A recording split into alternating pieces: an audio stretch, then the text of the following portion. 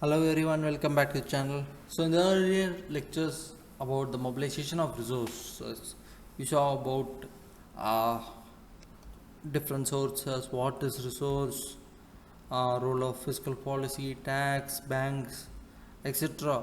So in this lecture, we are ending the unit resource mobilization of resources. So in this lecture, we'll be dealing with only two topics, that is issues faced in resource mobilization in recent times and steps needed for effective resource mobilization. So starting from the issues faced. So see, the challenges associated with be it human resource, financial resource and natural resources all have an impact together, which brings in the overall mobilization of resources within a nation. See, again, when it comes to aid from foreign countries, it has its own restrictions and conditions which can eventually pose significant hurdles. This can be say brought into the consideration of 1991 economic reforms of India, where India wanted to borrow from a World Bank and it put in certain conditions to open up the economy, bring in more private players. So it had its own hurdles. On the other hand, even though foreign direct investment can contribute towards the commercial goals of the investor, it may or may not align with the development plans of the country. So that is something it should be taken into consideration. So, limited utilization of domestic public resources. See, in the majority of the world's least developed countries, there is heavy reliance on external resources. See, we should know that it limits the ability of an economy to shape their own policies and fosters a sense of dependency. The thing is that least developed country will definitely have resources, okay? Will definitely have their own natural resources, but the lack of technology makes them brings in the heavy reliance on the external resources for living. See, to achieve that point of sustained economic growth, it becomes a very crucial point to reduce the poverty rates in those economies. That is happening because of the limited utilization of the domestic public resources. Next one is weak domestic taxation and fiscal policy. See, parallel economy flows which involves the illegal or improper acquisition, transfer, or utilization of resources. See, it's nothing but unaccounted money or black money, which doesn't come into the consideration of the taxation. See, in the developing economies, the crucial development of resources disappear due to the unchecked growth of capital flight within the complex and opaque international financial systems. Like capitals might have been generated, but eventually it is put into some tax havens, which eventually doesn't get checked. See, revenue again has been foregone due to various exemptions provided, like such as non-taxation of agriculture, income, etc. Next one is the lack of investment in human capital. See, India on its whole has very low investment in terms of human capital. Like it was seen with the education sector with only around 4.64 percentage of GDP in 2021, and in the healthcare industry it has 2.1 percentage of GDP in financial year 23 and 2.2 percentage in financial year 22. This is all according to the economic survey 2022 and 23, and the R&D percentage of GDP remained at 0.66 percentage and 0.64 percentage during 2019-20 and 2020 and 21 respectively. This numbers shows that lack of investment in human capital is very visible in India. When we improve the investment in numbers, eventually investment in human capital, eventually better resources, effective utilization of resources can happen. Next one is the international tax evasion.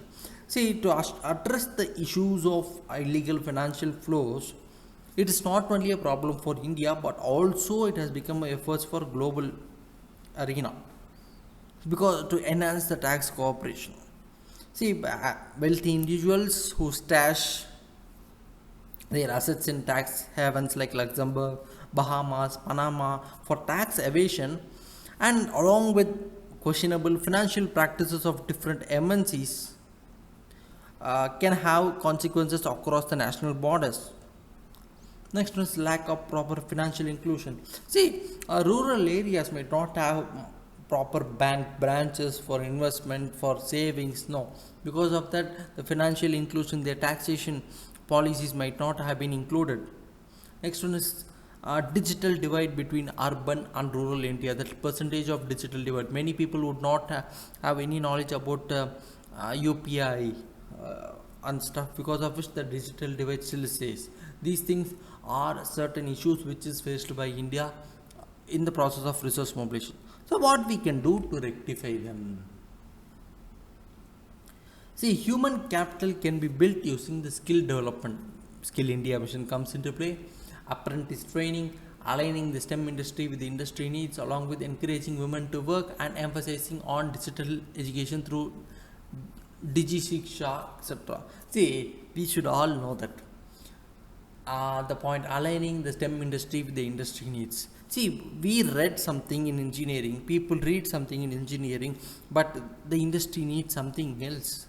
They need practical knowledge, but we need theoretical knowledge. So we have to adapt to the industry needs for a better development, skill development in the concept. Like AICTE's startup policy promotes tech-based startups among students, which eventually fosters the entrepreneurship on the employment. And also we can call into the National Urban Livelihoods Mission, which organizes urban poor into self-help groups, which again provides skill development and self-employment support. These are all certain small schemes which help in building the human capital. Next one is the natural resource mobilization. See, resources can be mobilized properly by adopting latest technology, investing more in the research and development, along with collaboration with international organizations for technological transfer. See, all the technology is not in the hands of one single country. There are different countries. So when technology gets transferred, it eventually helps in proper natural resource mobilization. However, India has few schemes like National Green Corridor Program, which aims at synchronizing energy that is produced from renewable energy resources with the conventional stations. FDI policy, the FDI foreign direct investment is allowed up to 100% in the renewable energy sector under the automatic route, and no prior government approval is needed. And again, National Clean Energy Fund, it's a fund created using the carbon tax for backing research and development of innovative eco-friendly technologies. These are few schemes which help India in the mobilization of natural resources. Along with that, the tax reform. See, a tax reform should be adopted like digitizing the process from this starting to that, and also working on tax loopholes to reduce that. And we should also provide them with financial literacy education. That's it. Because of that lack in literacy education, there's a lot of tax evasion happening, which can be eventually reduced.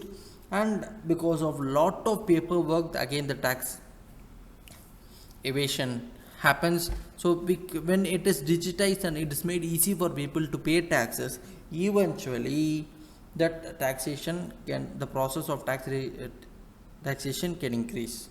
Next one is promoting the circular economy. See, it's nothing but utilizing the life cycle approach of products by reducing the wastage of essential resources. You can use the product as much as it can sustain. So you just don't manufacture something and throw away the wastage. If the wastage has some use to it, you eventually use it again. That is something like circular economy plays about. Next one is agreement with the international organization for tax valuation, like global minimum tax rate and extradition of economic fugitives. These are all certain agreements which India must agree with, or considering the economic scenario of the world and India, and cooperate together for better economic world. These are all certain steps which India needs for the effective resource mobilization. So yes, we dealt with issues faced and also steps needed for effective resource mobilization. So that's it for today's lecture and the unit on the whole natural mobilization of resources. In the next unit, in the next lecture we'll start with the new unit. Hope you do watch the videos and comment your doubts, guys, and we'll clear it. So we'll come with the next lecture soon. Thank you.